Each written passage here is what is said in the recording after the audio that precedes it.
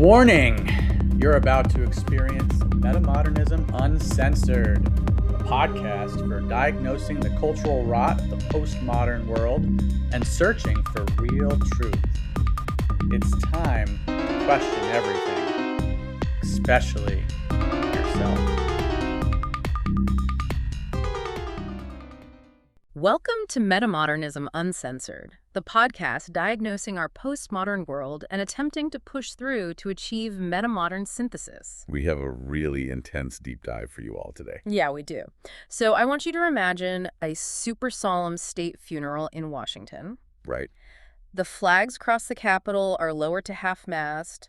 The political establishment is weeping on camera, and all the official press releases are rolling out. And they're universally declaring the deceased to be this, visionary, a humanitarian, a true patriot, the standard script. Exactly, standard. It's this highly choreographed display of national mourning. But, and this is where it gets crazy, just outside that polished, reverent bubble, members of the deceased's own political movement are publicly screaming that the man was a homicidal maniac. Calling him a monster. It's wild. It really is. Today, we are tearing off the polite historical bubble wrap. It's a staggering contradiction, honestly. I mean, you rarely see this level of immediate, visceral hostility directed at a politician the very week of their passing. Let alone from factions within their own broader ideological camp. Right. Usually everyone just plays nice for at least a week. Not this time.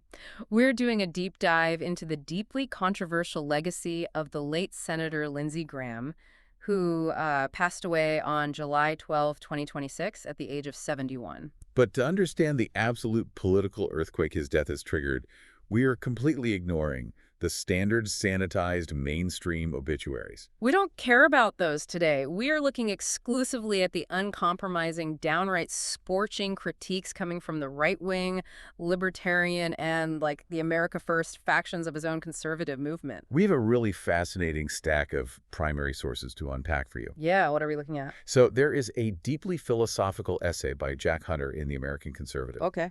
Then there's a blistering structural takedown by Sean Dempsey in The Opposition. That one is intense. Extremely. And finally, extensive coverage by the independent detailing broadcaster Megyn Kelly's really unsparing on-air criticisms of the late senator. So if you are listening to this right now and thinking, wow, those are some heavy accusations, you aren't alone. I really want to address the elephant in the room right away. Yeah, we need to do that. The language in these sources is incredibly severe. I need to be crystal clear with you, our listener, before we dive into the mechanics of these arguments.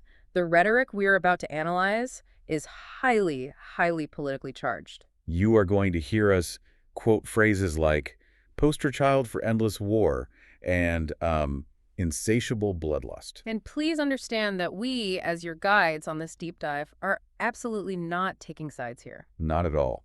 We are not endorsing these aggressive viewpoints, nor are we validating these extreme characterizations of Senator Graham. Our job isn't to tell you if these writers are right or wrong. Our mission is just to impartially report, analyze, and synthesize the arguments these specific authors are making. Right. We want to explain the structural logic behind their anger. The goal is to hold a mirror up to this specific faction's reaction. So you can understand a very real, very fierce intra-party ideological schism that is actively shaping modern American politics. We're analyzing the tectonic plates of the conservative movement shifting in real time. Exactly. So let's set the table with the central question driving this entire deep dive. Which is, how does a 3-decade veteran of Congress, a fixture of the Republican establishment who had the ear of multiple presidents, end up being remembered by prominent voices within his own ecosystem as a direct threat to the Republic? Answering that requires us to look at the immediate aftermath of his death. Specifically, this phenomenon Sean Dempsey describes as the customary veil of funeral oratory. Dempsey really comes out swinging in his article. No, he pulls zero punches. Right. He actively and aggressively rejects the polite, rose-colored eulogies that started rolling out the minute Graham's death was announced. He explicitly writes that this is, quote, not the season for misty recollections. And he outright refuses to accept the descriptions of Graham as a true American patriot or a humanitarian. But let me just play devil's advocate for a second. Sure. Isn't Dempsey just being, I don't know, petty? Like, when a major public figure dies, isn't it just a basic societal reflex to lower the temperature? We don't speak ill of the dead. Yeah, I mean, it looks petty if you view politics purely as a social club. Yeah. But Dempsey is operating from a vastly different premise here. Okay, unpack that. He is calling out a dangerous form of collective amnesia that grips the public when a lawmaker dies. Collective amnesia, like what we saw with John McCain. Exactly like John McCain. Dempsey actually researches other articles related to pundits praising Graham, just as they once did for senators like McCain when he died. So it's a pattern. A total pattern. Dempsey points out that there seems to be this hiatus on thinking, or worse, a conscious collective amnesia. Instead of focusing on their actual words and actions, the country just wants to forget their worst qualities. Right. We trade in the complicated, often bloody reality of their voting record for empty slogans. We sanitize them for the history books. And Dempsey thinks doing this in Graham's case isn't just inaccurate, it's a historical hazard, right? Exactly. If you universally praise the architect of a specific brand of foreign policy as a humanitarian, you are implicitly rubber stamping that foreign policy for the next generation. So it's like honoring an architect who built a house that immediately caught fire, and at his funeral, everyone praises his bold use of flammable materials because they don't want to be rude. That's a great way to put it. Meanwhile, the people who actually have to live in the burning house are standing in the back of the church screaming that the guy was a terrible architect. That is the exact dynamic. Dempsey is the guy in the back of the church refusing to read from the polite script.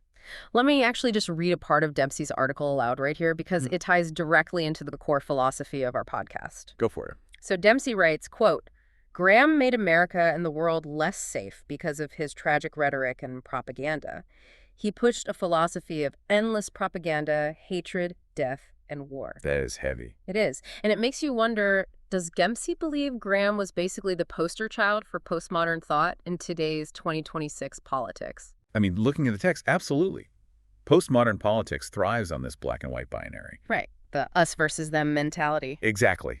Instead of looking forward to a metamodern synthesis in culture and politics, Graham's philosophy, according to Dempsey, just pits people against each other. Which is the exact opposite of metamodern synthesis. Right. Metamodern synthesis demands way more of humanity. It demands that we put aside mindless propaganda and this fervent hatred of people. It demands love, empathy, and hierarchical complexity. Dempsey is basically arguing that we need nuance.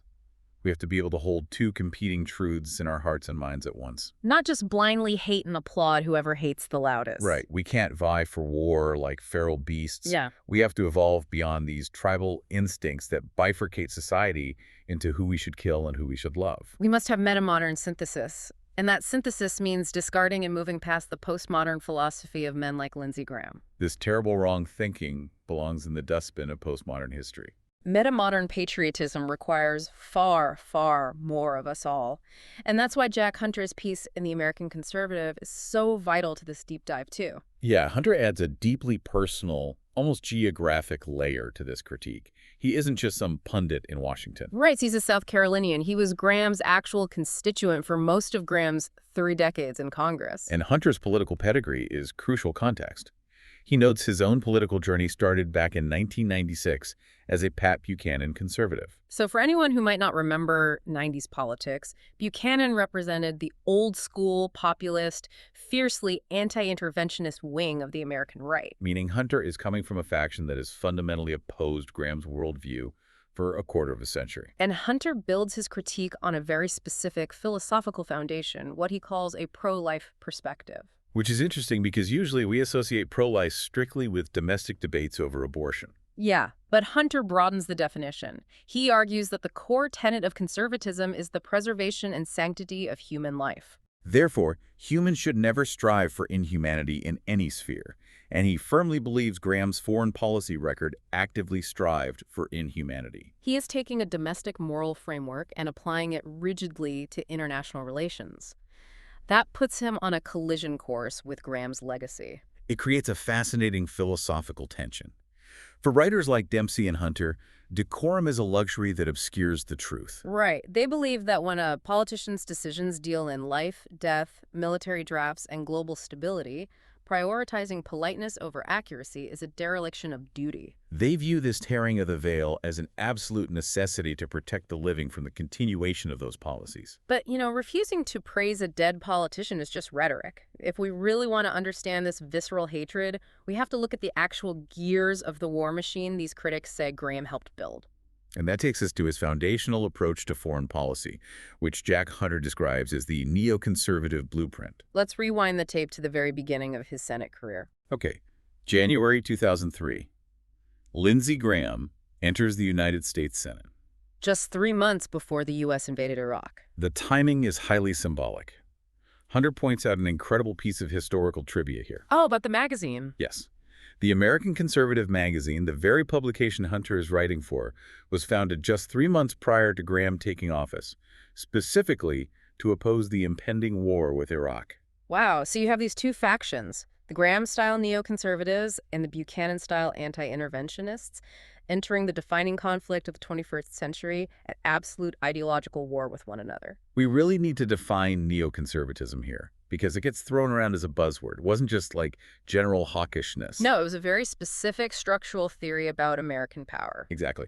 Neoconservatism, especially in the early 2000s, was the belief that the United States had a moral imperative to proactively use its unrivaled military force to spread democracy. The theory was that a world populated by American-style democracies would inherently be safer for America. It favored unilateral action, preemptive strikes, and viewed military intervention not as a tragic last resort, but as a primary tool of statecraft. Which is the polar opposite of the Buchanan wing, which argued that foreign intervention inevitably drains American resources and breeds resentment. And early on, Graham's support for the Iraq War didn't make him an outlier. It was the core identity of the Republican Party. But the true divergence happens when you fast forward to 2008. 2008 is a completely different political universe. Yeah, the national mood had violently shifted. 63% of Americans were openly calling the Iraq War a mistake. You had Barack Obama running a massively successful campaign, largely predicated on rejecting the Iraq boondoggle. The writing is on the wall that the public is exhausted. So what does Lindsey Graham do? He doesn't pivot. He doesn't moderate. He doubles down with a ferocity that stuns even his critics. He's out there on the campaign trail with Senator John McCain. And remember, McCain famously suggested he would be fine with the U.S. staying in Iraq for 100 years. Graham is right there next to him, aggressively pushing for the troop surge, publicly calling it the right thing to do. To understand the anger in these sources, you have to look at the human cost Hunter attaches to this timeline. Right. By the end of 2008, you had over 4,000 U.S. military deaths. And according to the Pentagon figures Hunter cites, nearly 77,000 Iraqi deaths. I struggle to understand the political mechanics of this. What do you mean? How does a politician survive for 3 decades in office when he is consistently advocating for wars that are actively killing American soldiers and are hated by his constituents? If you push a policy 63% of the country hates, you usually lose your job. Exactly. Well, Dempsey offers a brilliant analysis of Graham's survival mechanics. Graham didn't survive by convincing the public the war was going great. How did you do it then? He survived by brilliantly and ruthlessly changing the terms of the debate. Dempsey argues Graham treated any qualification of support for military operations as a, quote, species of disloyalty. Ah, he weaponized patriotism against his domestic opponents. Precisely. He framed the debate so aggressively that to question the utility of the war was to question the troops. And by extension, to question America itself. It's a brilliant postmodern rhetorical trap. It is. If you don't want to send another 20,000 troops into a meat grinder, you must want the terrorists to win. And this appetite for military presence never seemed to wane. I mean, jumping ahead to 2015, 4 full years after the U.S. formally declared the Iraq War over Graham and McCain, are lobbying President Obama to send 20,000 more troops back into Iraq and Syria. And notice the political sleight of hand Dempsey points out there.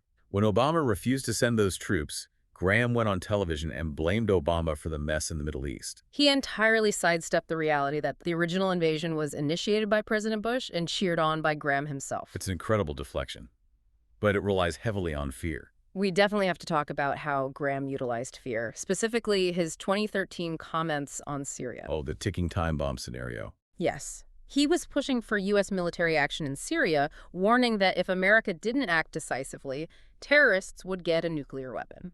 But he didn't just say they'd launch it on an ICBM. No, he painted a very specific picture. He said the bomb would be smuggled, quote, in the belly of a ship in the Charleston or New York harbor. Let's break down the mechanics of why that specific imagery is so insidious to his critics. Yeah, unpack that for us. When a politician introduces an apocalyptic hypothetical, like a nuclear weapon detonating in a major domestic harbor. It entirely paralyzes the rational legislative process. Because how can you debate the budget for a troop deployment when millions of American lives are hypothetically seconds away from vaporization? Exactly. It eradicates any room for nuanced, metamodern cost-benefit analysis. It forces everyone back into feral survival mode tribalism. And look at the geography he chose. Jack Hunter is a native Charlestonian. Graham was a South Carolina senator. Using Charleston Harbor wasn't a random example. It was a targeted emotional manipulation of his own constituents. He was telling the people who voted for him, if you do not support my interventionist policy, your hometown will be reduced to radioactive ash. Hunter Riley points out in his essay that no such bomb ever detonated in his home city. The threat was a phantom. But the irony, as we trace Graham's career into its final years, is that his use of nuclear imagery didn't stay hypothetical. No, it didn't. He didn't just use nuclear weapons as a bogeyman to scare people. Eventually, deploying nuclear-level destruction became his actual stated advice for allied nations. This is the turning point in the deep dive, where the sources move from strong political disagreement into profound, unvarnished moral outrage. We are shifting now to the rhetoric surrounding the conflict in Gaza in 2024 and 2025. In May 2024, Graham was publicly discussing Israel's military campaign, and he urged them to do whatever you have to do to survive. Now, in isolation, do what you have to do is standard political tough talk. But he didn't stop there. He explicitly, repeatedly compared the situation in Gaza to the United States dropping atomic bombs on Hiroshima and Nagasaki in 1945. He actually called dropping those nukes the right decision and told Israel, give Israel the bombs they need to end the war. And Dempsey tracks how this rhetoric escalated. By late 2024, Dempsey quotes Graham taking it even further, stating on the record, "Do in Gaza what we did in Tokyo and Berlin. Level the place." Level the place. Just wow. You really have to analyze the immense historical and moral weight of what Graham is casually invoking here. The firebombing of Tokyo, the strategic bombing of Berlin, the atomic bombs, these are not standard military operations. They represent the absolute zenith of total war in human history. They were operations designed to break the industrial and psychological back of entire empires, resulting in the death of hundreds of thousands of civilians. To bring in a modern comparison, Jack Hunter introduces former President Dwight Eisenhower to contrast Graham's flippancy. Oh, that's a brilliant comparison. Eisenhower wasn't a think tank pundit. He was a 5-star WWII general, the supreme commander of the Allied Expeditionary Force. He intimately knew the blood and horror of total war. And in 1963, Eisenhower gave an interview expressing profound regret over the use of the atomic bombs. Right. He stated his belief that the Japanese were already ready to surrender and that it wasn't necessary to hit them with, as he called it, that awful thing. That contrast is the linchpin of Hunter's moral argument. You have Eisenhower showing deep, reflective restraint and regret over weapons of mass destruction in an existential global conflict. And on the other hand, you have Lindsey Graham safely sitting in a television studio in Washington, D.C., casually bringing up Hiroshima as an operational blueprint for a localized regional conflict. Hunter argues that Graham's logic operates entirely outside the realm of just war theory. Let's pause and unpack that concept because it's vital to understanding why these conservative writers are so repulsed. What exactly is just war theory? Just war theory is the foundational ethical framework of Western military philosophy. It dates back to thinkers like St. Augustine and Thomas Aquinas. Okay, so ancient roots. Very. And it dictates not just when it is morally permissible to go to war, but crucially, how a nation must conduct itself during that war. And the rules of conduct are where Graham's rhetoric hits a wall. Yes. The two absolute pillars of conduct in just war theory are proportionality and non-combatant immunity. Meaning the force used must be proportional to the threat, and you must go to extraordinary lengths to avoid killing civilians. Right. When Graham says, whatever you have to do to survive, and advocates for leveling the place, he is explicitly rejecting both of those pillars. But let me push back on Hunter here. Isn't war just hell? If a nation is brutally attacked, doesn't it have a right to destroy the enemy by any means necessary? That's the counter-argument, sure. Because Graham was sitting on intelligence committees looking at actual terrorist threats. How do Hunter and Dempsey differentiate between necessary national security hawkishness and this insatiable bloodlust they are accusing him of? Well, this leads to the most staggering accusation in all the source material. Hunter goes so far as to argue that Graham's whatever you have to do reasoning actually fits more comfortably within al-Qaeda's theories of asymmetric warfare than it does within traditional Western ethics. Wait, really? That is an incredibly heavy charge. To say a sitting U.S. senator's military philosophy mirrors the terrorists America fought for 20 years. It is heavy. But Hunter justifies it by looking at the mechanics of the philosophy. How so? Al-Qaeda's justification for targeting civilians in the Twin Towers was a total rejection of non-combatant immunity. They argued that because the U.S. populace paid taxes to a hostile government, there were no true civilians. It was a philosophy of limitless targeting. Exactly. And Dempsey backs up Hunter's comparison by tracking Graham's rhetoric systematically. Dempsey notes that throughout 2023, 2024, and 2025, Graham repeatedly demanded that there be no limit to civilian casualties if it meant eradicating Hamas. And this brings us full circle to Dempsey's absolute refusal to tolerate the polite funeral oratory. When Dempsey hears mainstream politicians eulogizing Graham's humanitarianism, he is reacting violently against those specific quotes where Graham advocates for the eradication of limits on civilian death. Dempsey and Hunter are asking the listener a fundamental moral question. If a lawmaker openly advocates for a no-limit threshold to civilian casualties, at what point does national defense cross the moral Rubicon? When does it stop being defense and start being a philosophy of annihilation? And they are arguing that when you abandon proportionality, you abandon the moral high ground. You become the monster you claim to be fighting. Which is the ultimate postmodern collapse of meaning, right? The breakdown of actual ethical frameworks in favor of raw, unchecked power. Yes, the total opposite of metamodern synthesis. But Graham's willingness to push past these traditional limits didn't stop at theoretical advice for Gaza. Not at all. As we move into the final months of his life in early 2026, his focus shifted dramatically to Iran. And this wasn't just Sunday show talk anymore. This led directly to U.S. military involvement. This brings us to the most operationally significant event in the sources, Operation Epic Fury. According to the coverage by Megyn Kelly, who was pulling from reporting in the Wall Street Journal, Graham was instrumental in pushing President Trump to authorize preemptive U.S.-Israeli airstrikes on Iran, which occurred on February 28, 2026. And the truly wild part is that Graham openly claimed it was intelligence provided by Israeli Prime Minister Benjamin Netanyahu that convinced Trump to pull the trigger. The constitutional and diplomatic mechanics of this are staggering if you break them down. You have a single United States senator acting as a direct conduit between a foreign prime minister and the President of the United States. He is effectively bypassing the intelligence community and the State Department to actively lobby for a preemptive strike on a major regional power. And his rhetoric following the strike was equally unhinged from standard diplomatic restraint. A month later, in March 2026, Graham is on Fox News floating the idea of sending U.S. ground troops to occupy Iran's Karg Island, which is a nerve center of Iran's oil export economy. He actually invoked the Battle of Iwo Jima to justify it, saying, quote, "We did Iwo Jima, we can do this." It is a pattern.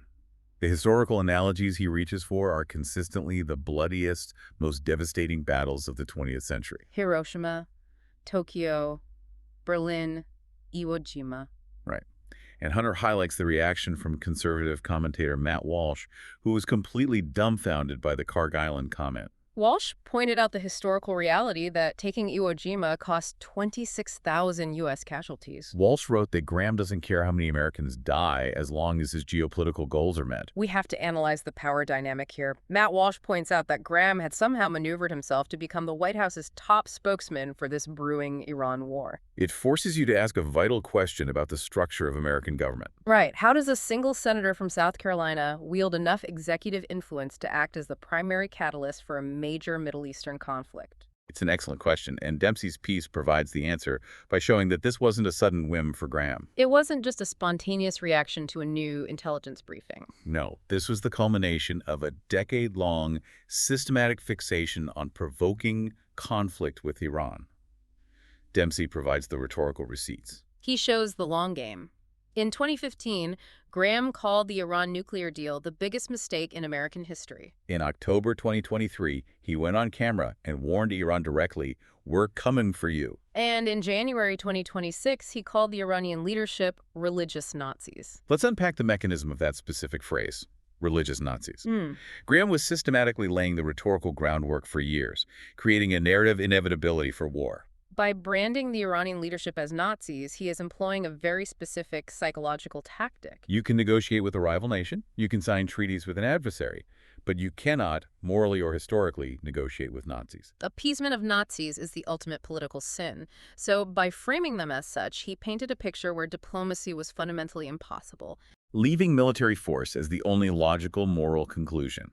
He cornered the foreign policy establishment into a war footing.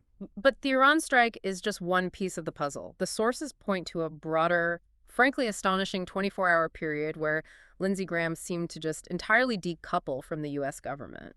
He was conducting his own rogue, unilateral foreign policy. This is where Megyn Kelly's commentary transitions from sharp criticism into absolute fury. Her breakdown is scathing.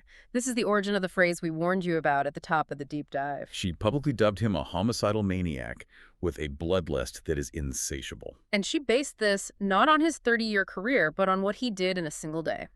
In a 24-hour span, Kelly documents how Graham publicly threatened to bomb Lebanon. He threatened to blockade Cuba. He threatened the wider Arab region. He even threatened Spain. Spain, a NATO ally. Yes. He threatened Spain because the Spanish government refused to let the U.S. use their sovereign air bases to launch attacks against Tehran. That is unbelievable. And to top it all off, in that same 24-hour window, he publicly offered Saudi Arabia a mutual defense agreement. We have to stop and examine the sheer constitutional absurdity of that last point. A mutual defense agreement is a treaty. And the power to negotiate treaties belongs exclusively to the executive branch. The President and the State Department. Yeah. And it must be ratified by a 2/3 vote in the Senate. A single senator has absolutely no constitutional authority to unilaterally offer a mutual defense pact to a foreign kingdom on television. To put this in perspective for anyone listening, imagine you host a formal dinner party. Okay. One of your guests walks in the front door, immediately fires your catering staff, goes into your kitchen, starts throwing out the food and redesigning the menu. Sounds awful. Then he leans out your dining room window and starts screaming death threats at your neighbors. You would stand there thinking, who put you in charge of my house? Kelly literally asks the same question of the country. When did Lindsey Graham become our president? It is a profound critique of a massive vulnerability in the American foreign policy apparatus. Kelly's reaction, demanding that Graham be kept the hell away from President Trump's orbit, highlights the collapse of traditional diplomatic channels. When an administration relies heavily on outside advisors or allows strong, bombastic personalities in Congress to dominate the television airwaves, the constitutional lines of authority completely blur. Graham understood the modern mechanics of power better than anyone. He knew that in a media-driven landscape, you don't need to be the Secretary of State. If you can dictate the narrative on Fox News, you often dictate the actual policy in the Situation Room. But Kelly's outrage represents a massive fracture within the Republican Party itself. You are watching the ultimate collision of two incompatible worldviews. On one side, you have the old guard neoconservative wing, represented by Graham, which views America as the indispensable world policeman, Tasked with managing global conflicts. On the other side, you have the ascendant America First wing, which views these endless foreign entanglements not as heroic duty, but as a fatal parasitic drain on the nation's blood and treasure. And the blowback from that America First wing was fierce and immediate. We have to include Representative Marjorie Taylor Greene's response to Graham's 24-hour media blitz. She fired back on social media, warning that psycho-Republicans like Graham wanted to draft America's sons and daughters into an America Last War. That phrase, America Last War, is a brilliant piece of political branding. Let's analyze the mechanics of that insult. It takes the populist America First slogan, which is the core identity of the modern conservative base, and inverts it to weaponize it directly against Graham. It elevates the critique. She is accusing him not just of having bad policy ideas, but of actively, knowingly betraying the nation's domestic priorities in favor of foreign interests. And MTG's phrase perfectly sets up the final, most complex piece of the puzzle we need to explore today. We've talked about his inflammatory rhetoric, we've talked about his manipulation of fear, and we've talked about his rogue diplomacy. But Sean Dempsey goes much deeper. Dempsey provides a rigorous structural critique of the underlying political and economic philosophy that Graham spent his career defending.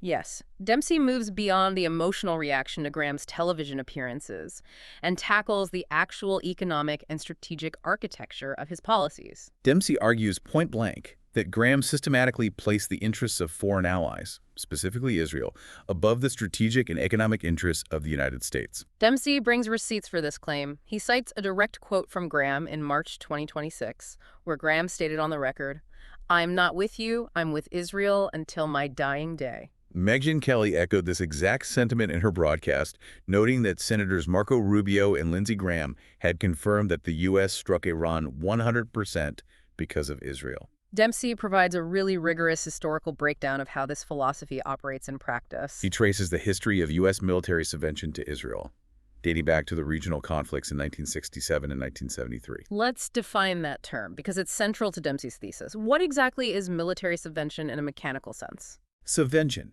is a formal mechanism of statecraft involving massive financial grants, military subsidies, and the direct transfer of weaponry from a patron state to a client state. But crucially, in the model championed by Graham, this subvention is largely unconditional. Right. It bypasses normal diplomatic conditionality, where aid is tied to specific behavioral metrics or peace processes. Dempsey argues that this specific policy of unconditional subvention has created a heavily artificially militarized Levant, and it has fundamentally drained the U.S. Treasury. He frames it entirely around the concept of opportunity cost. Exactly. Let's use an analogy to make this concrete for you listening. Imagine a homeowner whose roof is caving in, their plumbing is rotting, and they can't afford to send their kids to a good school. But instead of fixing the house, they take every spare dollar they earn and invest it in buying military-grade security cameras and attack dogs for their neighbor's house down the street. Just because they want to be seen as the ultimate guarantor of the neighborhood watch? It's a perfect illustration of Dempsey's argument. Every $1 billion sent in foreign military aid is $1 billion not spent on domestic bridges, ports, schools, or border security. That is the essence of the America Last critique. The domestic house is crumbling while the foreign security budget expands infinitely. But Dempsey's argument goes even deeper than just the financial cost. He raises a fascinating, terrifying strategic paradox. He argues that this policy of unconditional aid hasn't just drained the Treasury. It has actually recruited new adversaries and made the United States fundamentally less safe.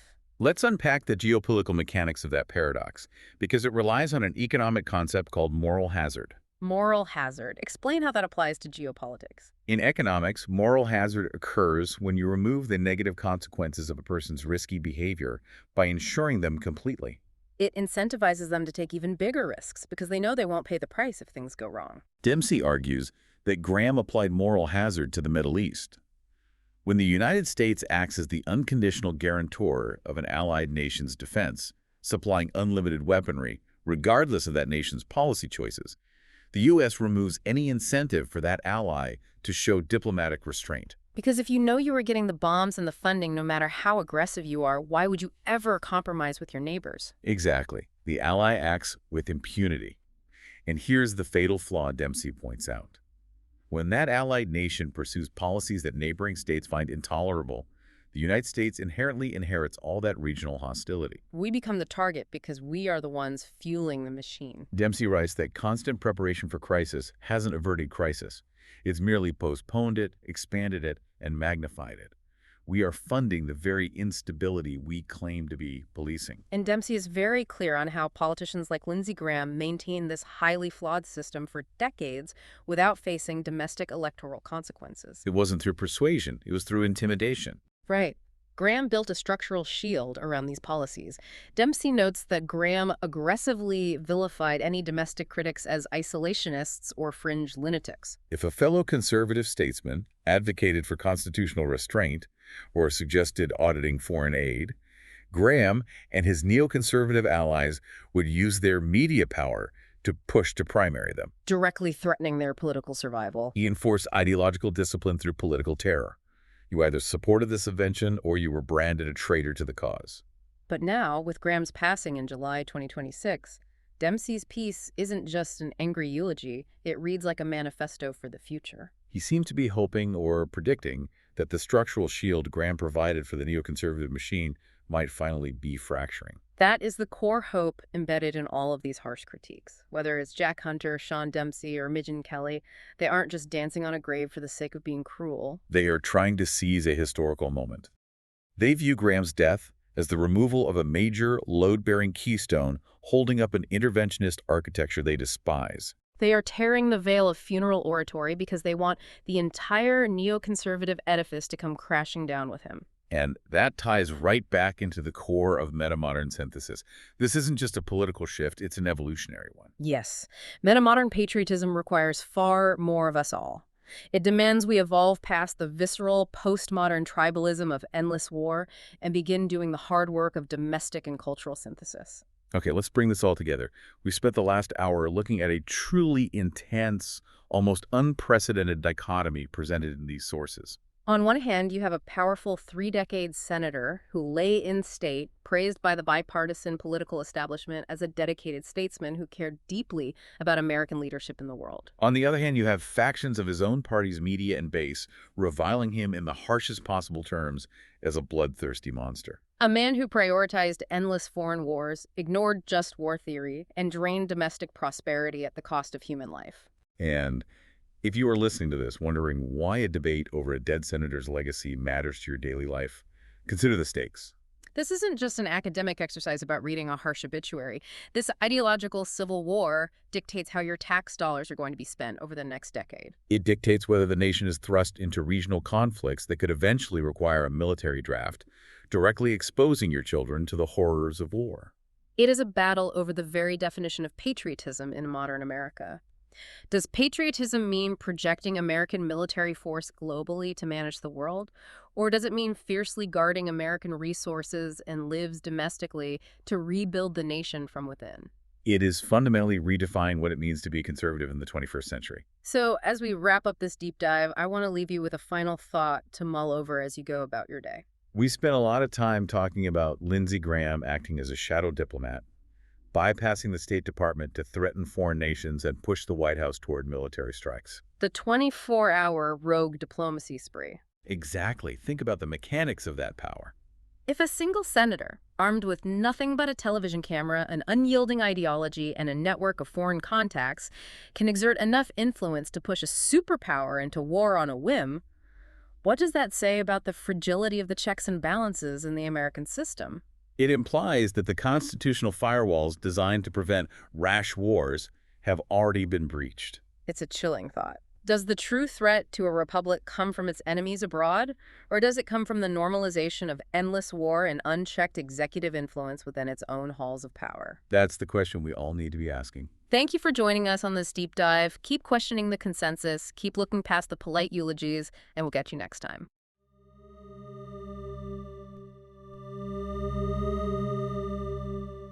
Well, that was today's episode of Metamodernism Uncensored. Thank you for joining, and we'll see you again next time.